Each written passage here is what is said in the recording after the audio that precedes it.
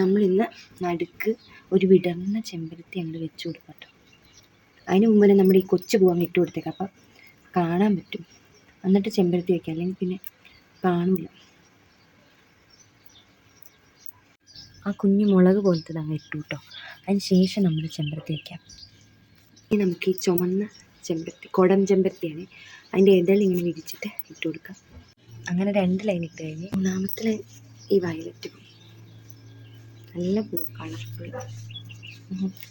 ഇവിടെ ഈ വയലറ്റ് പൂ തികയില്ല, ഇത്ര കണ്ടോ, ഇവിടെ ഇങ്ങനെ എത്തിയില്ല. അതുകൊണ്ട് ഈ മഞ്ഞപ്പൂവും കൂടെ വെച്ച് ഇത്രയും കിട്ടിയിട്ടുണ്ട്. ഇത് നമ്മുടെ മുറ്റത്തെ തന്നെ മരത്തിലാണ്, അതും കൂടെ വെച്ച് അഡ്ജസ്റ്റ് ചെയ്യാം.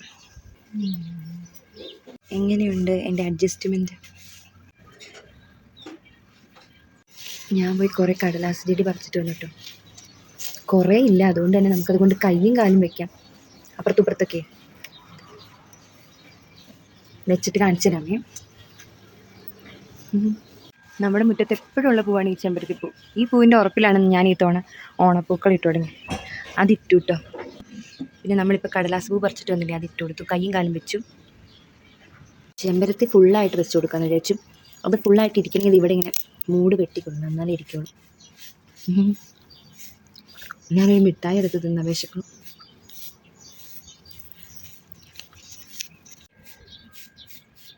നമ്മുടെ മുറ്റത്ത് നിൽക്കണ ഈ ചെടിയുടെ ഇല ഊരി കണ്ടോ, ദൂരെ ഇല ഊരി എന്നറിയാം.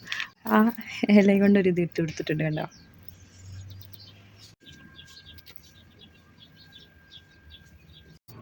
ബാക്കിയുള്ള കടലാസ് ചെടി കൊണ്ട് ഞാൻ ഒരു ലൈനും കൂടി ഇടുവാട്ടോ. ഇന്നപ്പോൾ എന്താ, പൂരാടമാണ്. പൂരാടം കഴിഞ്ഞിട്ട് ഉത്രാടം, തിരുവോണം. കാറ്റ് ഭയങ്കര കാറ്റ്.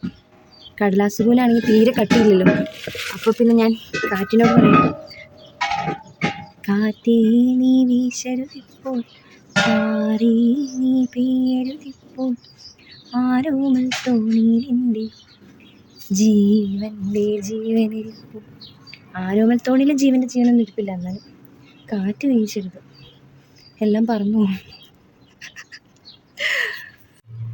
അപ്പം നമ്മുടെ പൂക്കളം റെഡി ആയിട്ടുണ്ട്. ഇന്നത്തെ പൂക്കളം, പൂരാടത്തിൻ്റെ അന്നത്തെ പൂക്കളം ഇഷ്ടപ്പെട്ടെങ്കിൽ പറയാം.